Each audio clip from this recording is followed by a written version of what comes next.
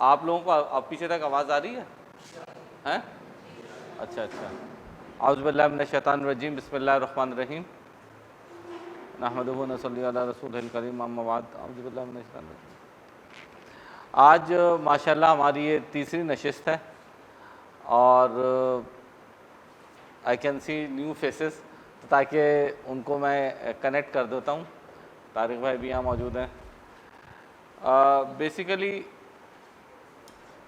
اس پرہیبت اور ایک خوفناک دور جس سے ہم گزر رہے ہیں، اس میں انسان کی جو بچت ہے اور جہاں سے وہ اپنے چیزوں کو ہینڈل کر سکتا ہے آسانی کے ساتھ، کیونکہ یہاں تو کاؤنٹلیس پرابلمز ہیں. کون سا ایسا آدمی ہے جس کو پین نہ ہو، پرابلم نہ ہو، وہ پینک میں نہ ہو. ایک طرف 3 P's لائف کے بڑے ایکٹیو ہیں، پرابلم، پین اینڈ پینک، اور دوسری طرف انسان اندر 4 P's کے لیے لڑ رہا ہے، pleasure, power, post and position. تو ایک عجیب سے یہ پیس کی جو لڑائی ہے نا، یہ بہت عجیب ہو گئی ہے. ایک طرف اتنے سارے پیس ہیں جو انسان کو گرا رہے ہیں، پھر انسان اٹھتا ہے اور چل پڑتا ہے. تو بہت سارے موڈیلٹیز اس وقت دنیا میں رائج ہیں جن کے ذریعے انسان اپنے آپ کو بہتری کی طرف لے کے جا رہا ہے، اور ڈیفینیٹلی وہ ہیں، لیکن ان میں کوئی الٹیمیٹ نہیں ہے، کوئی ایبسولوٹ نہیں ہے، کوئی ایرر فری نہیں ہے، کسی کی گارنٹی وارنٹی نہیں ہے. یعنی آپ کوئی بھی سسٹم اٹھا لیں، اس وقت دنیا میں جتنے بھی فلسافیکل سسٹمز ہیں یا مختلف جو مذاہب ہیں، اس کے اندر جتنے میتھڈز موجود ہیں، ان میں یقیناً کچھ نہ کچھ اچھائیاں موجود ہیں، لیکن ان میں سے کوئی بھی کامل نہیں ہے، مکمل نہیں ہے. آپ ذرا سا ڈیپتھ میں جائیں گے تو آپ کو اس کے اندر فلاز نظر آنا شروع ہو جائیں گے. تو حقیقت میں ہمیں انسانوں کو جو سسٹم چاہیے نا، وہ بالکل اوتھینٹک ہو، ایرر فری ہو، انچینجبل ہو، انچیلنجبل ہو، کمپلیٹ ہو، کمپریہنسو ہو، بیوٹیفل بھی ہو. مطلب یہ نہیں ہے کہ اس کے اندر بیوٹی نہ ہو. تو وہ یہ ساری ویلیوز اگر کسی سسٹم میں موجود ہیں تو وہ میرا خیال ہے کہ ہمیں ایکسیپٹ کرنا چاہیے. اور اتنا جو ایبسولوٹ سسٹم ہے نا، وہ سسٹم صرف اور صرف اللہ کی طرف سے آ سکتا ہے، کریٹر کی طرف سے آ سکتا ہے. انسان نہیں بنا سکتا. انسان جو کچھ بھی بنائے گا اپنے تجربے کی روشنی میں، اپنی انٹلیکٹ کی روشنی میں، اپنی ایجوکیشن کی روشنی میں، اپنی ایکسپیرینس کی روشنی میں، اس میں کہیں نہ کہیں غلطیاں ہوں گی. تو کریٹر نے، جس نے مالک یوم الدین نے، جس نے یہ کائنات بنائی، فلسفے کے اندر ایک بڑی میں جب فلسفہ پڑھ رہا تھا بہت عرصے پہلے، تو فلسفے میں ایک چیز ہے جس کو کہتے ہیں وربل ٹیسٹیمنی. یعنی آپ کسی بھی سچ کو کس طریقے سے اس کی پیمائش کر سکتے ہیں، جانچ سکتے ہیں. تو اس میں بہت سارے میتھڈز تھے کہ آپ کسی سچ کو، یعنی ہر آدمی کہتا ہے کہ جی میرے پاس سچ ہے. ارے بھائی جو جھوٹا ہے نا، جیسے آپ ماشاءاللہ کورٹ میں جب بیٹھی ہوتے تو لوگ آتے ہیں تو وہ کہتے ہیں، جھوٹ بول کے آتے ہیں اور کہتے ہیں جی ہم نے تو سچ بولا ہے. اب سچ کی جانچ کا کوئی نہ کوئی یارڈ اسٹک ہونی چاہیے، میجرنگ اسکیل ہونا چاہیے کہ ہم اس یارڈ اسٹک پر ہر کلیم، ہر اسٹیٹمنٹ کو رکھیں، اور رکھنے کے بعد اگر وہ پورا اتر جاتا ہے تو ہم کہیں گے جی یہ سچ ہے، ورنہ یہ جھوٹ ہے. بالکل ایسے ہی کہ ہم ہر آدمی جو سونا نما چیز بیچتا ہے اور سونا کر کے بیچتا ہے، تو اس کے لیے جوہریوں کے پاس ایک چیز ہوتی ہے جس کو کسوٹی کہتے ہیں. وہ کہتے ہیں جی ہم کسوٹی پہ کس کے دیکھتے ہیں، رگڑ کے دیکھتے ہیں، اگر یہ پورا ہوتا ہے تو ہم کہہ دیتے ہیں یہ سچ ہے. تو جو ایبسولوٹ سچ ہے، جو واقعتاً سچ ہے، انچیلنجبل، جس کی میں نے آپ کو یہ ایٹریبیوٹس بتائے، اب اس کی جانچ کیسے ہوگی؟ کلیم تو آ گیا، جانچ کیسے ہوگی؟ تو فلسفے نے ایک بہت خوبصورت ایک کرائٹیریا بنا کے رکھا. Because I am not taking the philosophical class, تو میں اس کی فائن ڈیٹیلز میں اس وقت نہیں جانا چاہتا، پھر کبھی اس پہ بات کریں گے۔ اس میں ایک یارڈ اسٹک فلسفے نے لکھی ہے، اس کو کہتے ہیں وربل ٹیسٹیمنی، کہ اگر کوئی ہستی کسی چیز کا کلیم کر دے اور اس کے برابر میں کاؤنٹر کلیم نہ آئے تو اس کا مطلب ہے کہ اس کی وربل ٹیسٹیمنی کو مان لیا جائے گا۔ یہ فلسفہ بیان کرتا ہے۔ اب اس وربل ٹیسٹیمنی کے فلسفیانہ اصول کے اعتبار سے اگر آپ دیکھیں تو خدائی کا دعویٰ، کائنات کو بنانے کا دعویٰ، کائنات کو چلانے کا دعویٰ، کائنات کو مٹانے کا دعویٰ، کائنات کو مٹا کے دوبارہ بنانے کا دعویٰ، یہ کس نے کیا ہے؟ یہ صرف اللہ نے کیا ہے۔ اس کے علاوہ نون ہیومن ہسٹری کے اندر ایسا کوئی دعویٰ کہیں سے نہیں ہوا۔ لوگوں نے خدائی کے دعوے ضرور کیے کہ ہم خدا ہیں، ٹھیک ہے نا، جیسے نمرود نے خدائی کا دعویٰ کر دیا تھا، جیسے فرعون نے خدائی کا دعویٰ کر دیا تھا، لیکن جب ان سے ایک ڈائیلاگ ہوا، حضرت ابراہیم علیہ السلام کا نمرود کے ساتھ ایک ڈائیلاگ ہوا، تو جب اس نے کہا کہ جی میرا اللہ تو ایسا کرتا ہے، میرا اللہ تو ایسا، اس نے کہا جی میں بھی یہ سارے کرتا ہوں، تو پھر حضرت ابراہیم علیہ السلام نے آخر میں آ کے کہا کہ میرا اللہ تو سورج کو مشرق سے نکالتا ہے، مغرب میں غروب کرتا ہے، تم کر دو۔ اب وہ لاجواب ہو گیا۔ تو ایک ایبسولوٹ جو اتھارٹی ہے وہ نمرود کے پاس نہیں تھی، اس لیے نمرود ایز اے خدا ڈسکوالیفائی ہو گیا۔ تو جس کے پاس یہ تمام چیزیں موجود ہوں گی وہی ان چیزوں کو کلیم بھی کر سکتا ہے۔ تو یہ وربل ٹیسٹیمنی فلسفیانہ اعتبار سے اس لیے ایک بہت مستحکم وجود رکھتی ہے، یعنی اگر کوئی آپ سے پوچھے نا بھائی اللہ کیسے، تو یہ تمام وہ ایک تو دلائل قرآن شریف میں موجود ہیں، ایک جو دلائل رسول اللہ صلی اللہ علیہ وسلم کی احادیث میں موجود ہیں، اس کے علاوہ قرآن کی سچائی اور اسلام کی سچائی کے دیگر دلائل بھی موجود ہیں جو علم الکلام اور فلسفے کے اعتبار سے بھی سگنیفیکنٹ ہے، ٹھیک ہے نا۔ تو جیسے میں لوگوں سے کہتا ہوں کہ when you are talking with a non Muslim، تو وہ کہے گا جی میں تو مانتا ہی نہیں ہوں، جب میں مانتا ہی نہیں ہوں تو میں تسلیم کیسے کروں؟ تو پھر آپ وہاں پہ گفتگو کا آغاز کیسے کریں گے؟ وہاں گفتگو کا آغاز ہوگا فلسفے کی بنیاد پہ، فلسفے سے اسلام پہ جائیں گے، کیونکہ وربل ٹیسٹیمنی کہتے ہیں بھائی دیکھو یہ تو آپ ٹھیک ہے ایک پارٹ کو آپ نہیں مانتے نا، لیکن فلسفے کو تو مانتے ہیں، آپ لاجک کو بھی مانتے ہیں اور سائنس کو بھی مانتے ہیں، تو چلیں یہاں سے گفتگو کا آغاز کر دیتے ہیں۔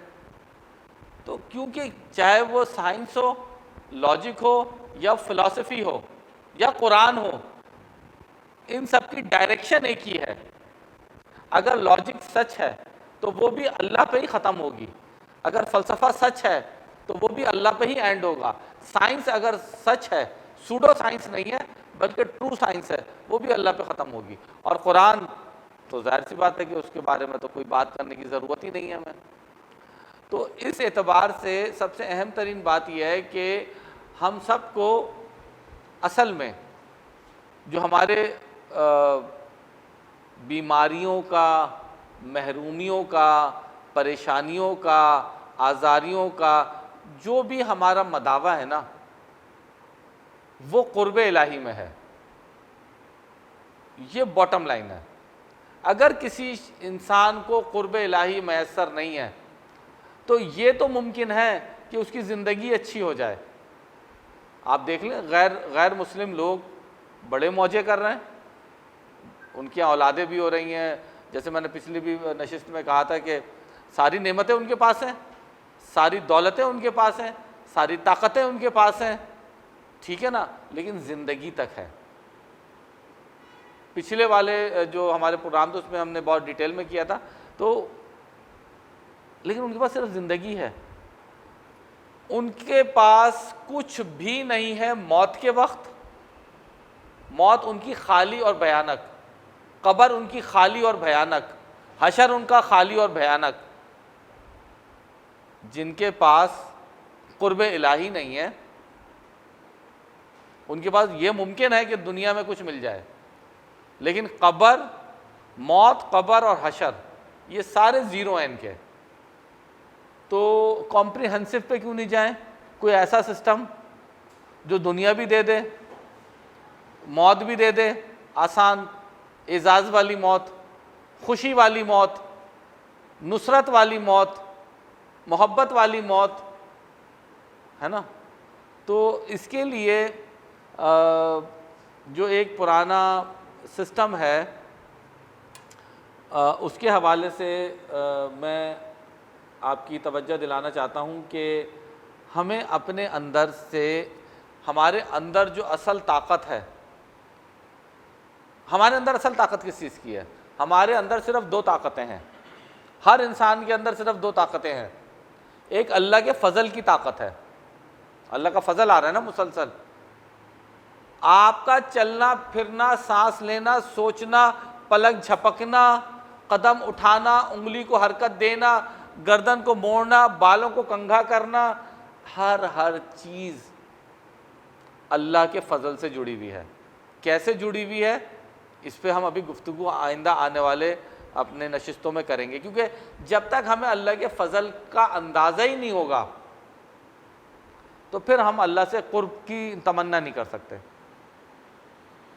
اللہ کا فضل، جیسے کہتے ہیں نا ہمارا باس تو ہم پہ بڑا فضل کرتا ہے، تو آہستہ آہستہ آپ کے دل میں اپنے باس کے لیے ایک محبت کا جذبہ نشو و نما پانے لگتا ہے. چاہے وہ دیکھنے میں کتنا ہی خوفناک کیوں نہ ہو، کتنا ہی کیوں نہ ہو. آپ کو اگر آپ کو ایک فقیر جو سڑک پہ ہے اور آپ کی وہ چھوٹی سی کوئی مدد کر دیتا ہے برے وقت میں، مثال کے طور پہ آپ روڈ کراس کر رہے ہیں اور ایک فقیر جو بالکل پھٹے حال ہے، بدبو آ رہی ہے، گندا ہے، میل کچیل والا ہے، لیکن وہ آپ کو دھکا دے دیتا ہے اور آپ کو ایکسیڈنٹ سے بچا لیتا ہے. اب آپ مڑ کے دیکھتے ہیں تو آپ کہتے ہیں اگر یہ دھکا نہیں دیتا تو میرا تو آج کام تمام ہو گیا تھا. تو آپ کے دل میں اس کی محبت آ جائے کیونکہ اس نے فضل کیا آپ پہ. تو اللہ سے ہمارا قرب اسی طرح ممکن ہے جب ہم اللہ کے فضل کو پہچانیں. نمبر 1 تو یہ اللہ کا فضل ایک طاقت ہے ہمارے اندر. اور ایک دوسری طاقت ہے ہمارے اندر جس کی بنیاد پہ ہماری زندگی حرکت کرتی ہے، وہ ہماری روح ہے. ہم میں سے ہر آدمی اپنی ناک، کان، آنکھ سب دکھا دے گا. میں کسی سے بھی کہوں اپنی ناک پہ ہاتھ رکھو، وہ یوں رکھ لے گا. میں کہوں انگلی اٹھا، وہ فوراً اٹھا لے گا. تو فزیکل چیز اس کو نظر بھی آتی ہے اور وہ دکھا بھی دیتا ہے، لیکن اصل جو طاقت ہے وہ جسم کی نہیں ہے. جسم تو ایک کپڑے کا نام ہے، کپڑے کا. جب تک روح اس کے اندر ہے یہ حرکت کر رہا ہے. جس دن یہ روح نکل جائے گی وہ گر پڑے گا، کپڑے کی طرح گر پڑے گا، مردہ ہو جائے گا. تو دوسری طاقت جو انسان کے اندر ہے وہ اس کی روح کی طاقت ہے. تو روح کی طاقت کو کہتے ہیں روحانیت، روحانی طاقت. لیکن افسوس کی بات کیا ہے کہ روح ہمارے اندر ہوتے ہوئے بھی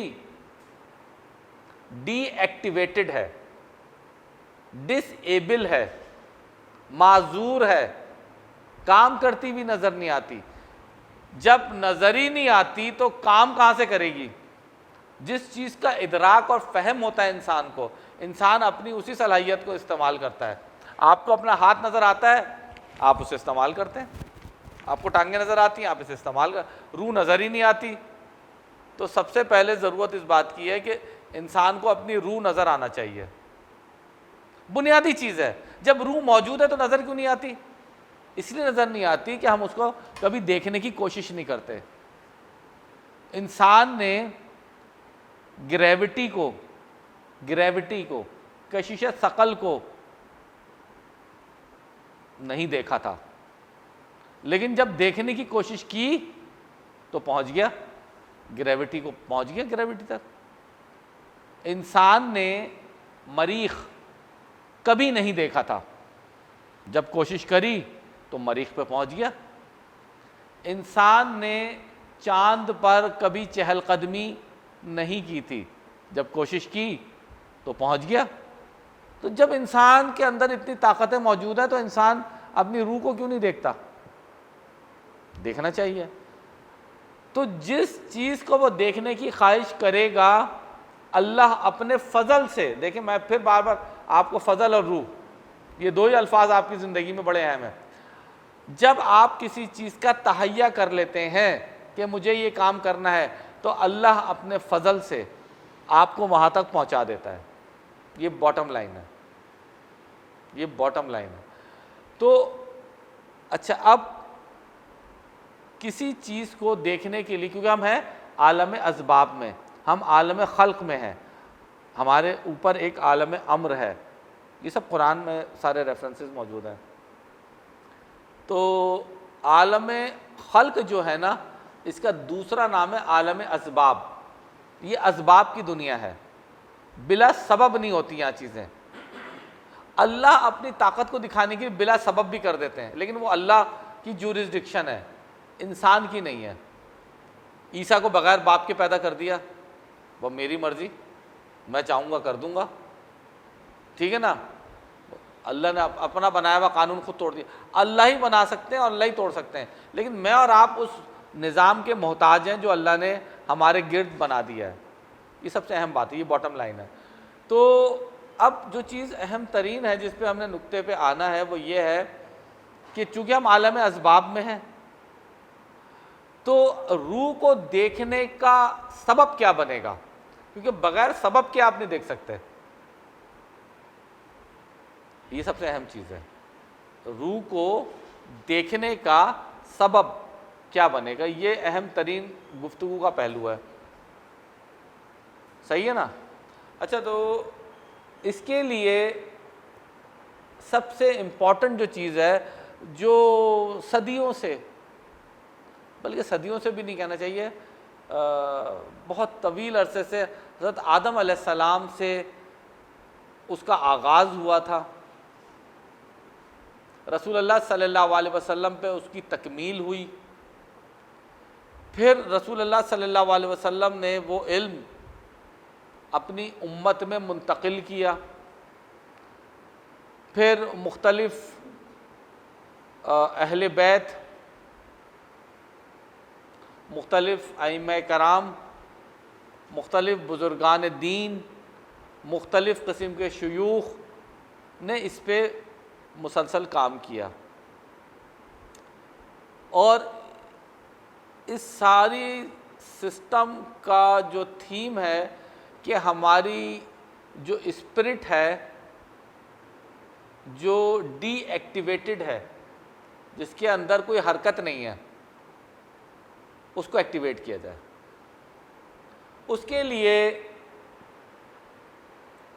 جو اسپریچول ایکٹیویشن پروگرام ہے، اس کے اندر سب سے امپورٹنٹ چیز جو ہے وہ یہ ہے کہ آپ کے پاس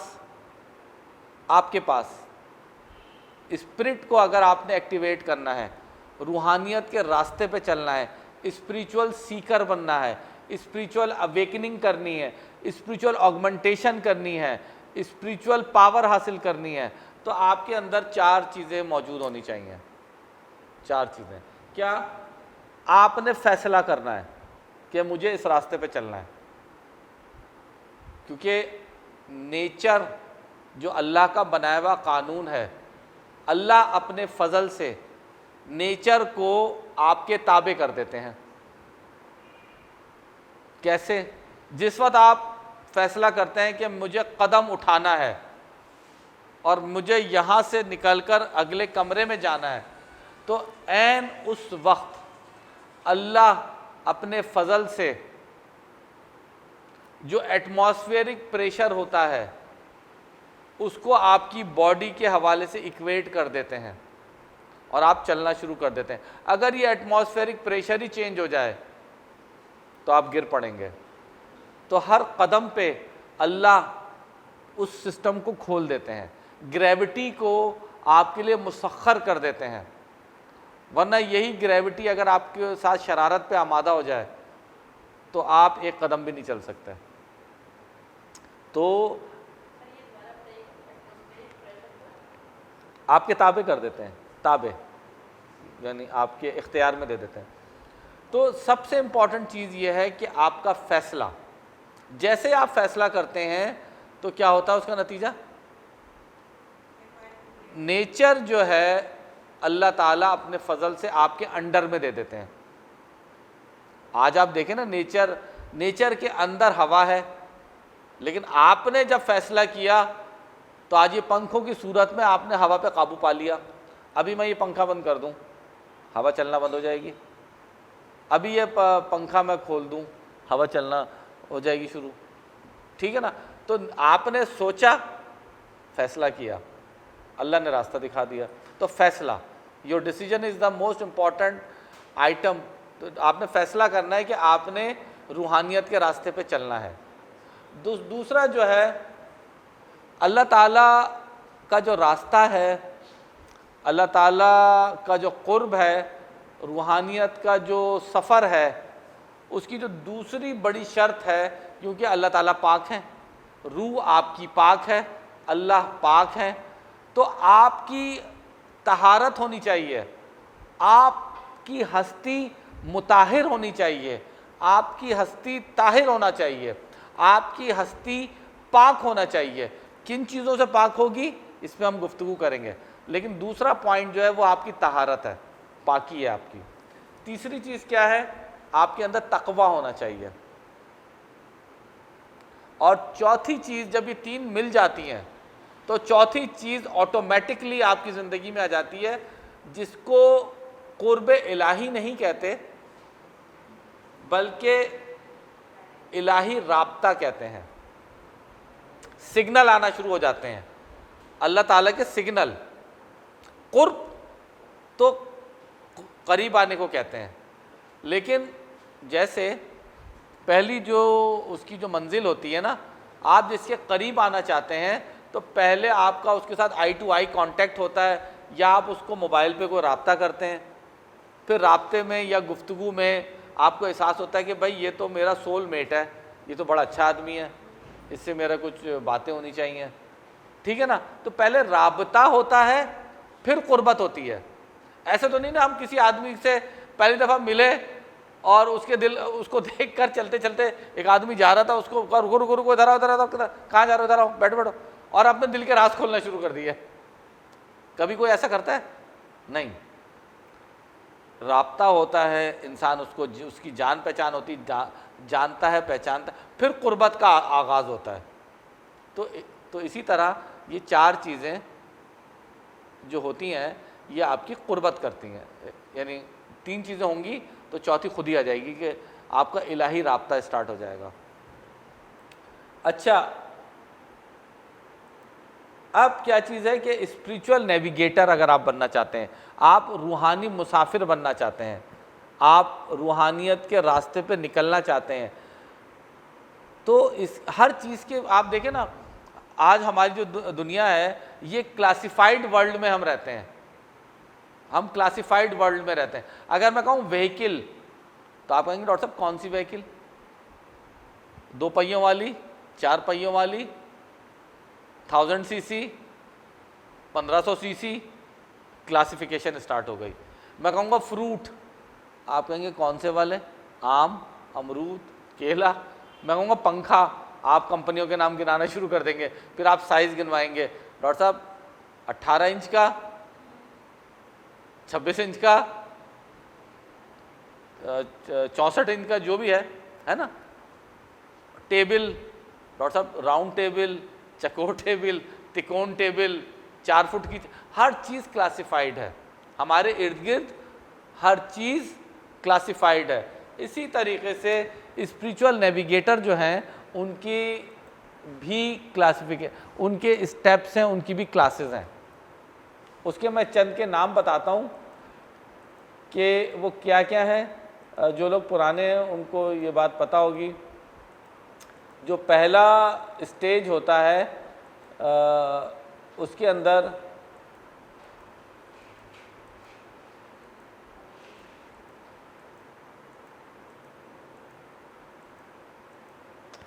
سب سے پہلا جو اسٹیپ ہوتا ہے وہ اس کو کہتے ہیں انہانس اسپریچول پرسیپشن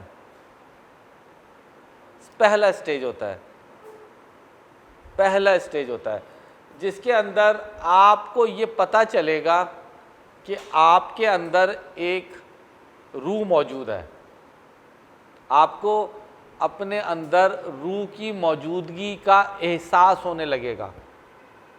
کیسے ہوگا، کب ہوگا، ہم آج اس پہ گفتگو نہیں کر رہے، ٹھیک ہے؟ تو اس کو ہم اس اسٹیج کو کہتے ہیں عالم ناسوت کے اوپر سفر کا آغاز۔ یہ اب ٹپیکل خانقاہی ٹرم میں نے استعمال کی ہے، خیر جو عالم ناسوتی لوگوں کو نہیں پتہ ہوگا تو بہرحال وہ انہانس اسپریچول پرسیپشن۔ اچھا، اس کے بعد اگلا جو مرحلہ ہے وہ ہوتا ہے پرائمورڈیل اسپریچول آگمنٹیشن۔ آپ کے اندر روحانی، آپ کو احساس ہوگا کہ آپ کی ہستی کے اندر، آپ کی ہستی کے اندر ایک نئی قوت موجود ہے، کیونکہ پہلے تو آپ کو ادراک ہی نہیں تھا، پہلے تو آپ کے ادراک میں وہ روح کا پرسیپشن ہی نہیں تھا۔ جب وہ قائم ہو گیا تو اب اگلا جو اسٹیپ ہوگا وہ ہوتا ہے پرائمورڈیل اسپریچول آگمنٹیشن، یعنی اب آپ کو اس قوت، یہ قوت اپنے اندر حرکت کرتی ہوئی نظر آئے گی، لیکن وہ بہت ابتدائی شکل میں ہوگی، لیکن آپ کو احساس ہوگا کہ آپ کے جتنے بھی ارد گرد آپ کے کام ہوتے ہیں اس میں روح کوئی رول پلے کر رہی ہے، رول پلے کر رہی ہے، کیا کر رہی ہے یہ ابھی بھی نہیں پتہ ہے۔ تو اس کو کہتے ہیں پرائمورڈیل اسپریچول آگمنٹیشن۔ اس کے بعد تیسرا، اچھا صحیح، اس کے بعد جو اسٹیپ ہوتا ہے وہ عالم ناسوت، عالم ملکوت ہوتا ہے، جو پرائمورڈیل اسپریچول آگمنٹیشن ہے عالم ملکوت۔ اس کے بعد جو تیسرا مرحلہ ہے اس کو ہم کہتے ہیں اسپریچول بریجنگ، اسپریچول بریجنگ۔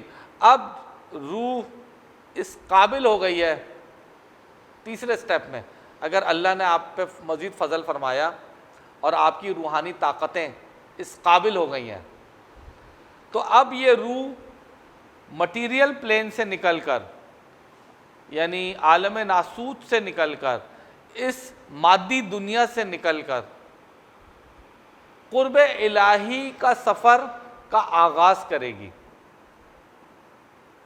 خود ہی کو کر بلند اتنا، ٹھیک ہے نا، علامہ اقبال رحمۃ اللہ علیہ نے اسی طرف، یہ خود ہی بلند ہو رہی ہے آپ کی، یہ خود ہی بلند ہو رہی ہے۔ تو اسپریچول بریجنگ، تو اس کو کہتے ہیں عالم جبروت،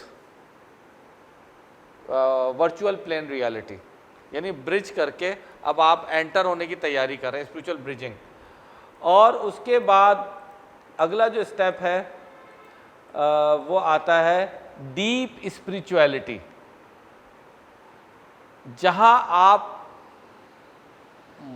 مظاہر کائنات کے اندر عالم خلق بھی ہے اور عالم امر بھی ہے، آپ اس وقت عالم امر کے اندر داخل ہونا شروع ہو جاتے ہیں۔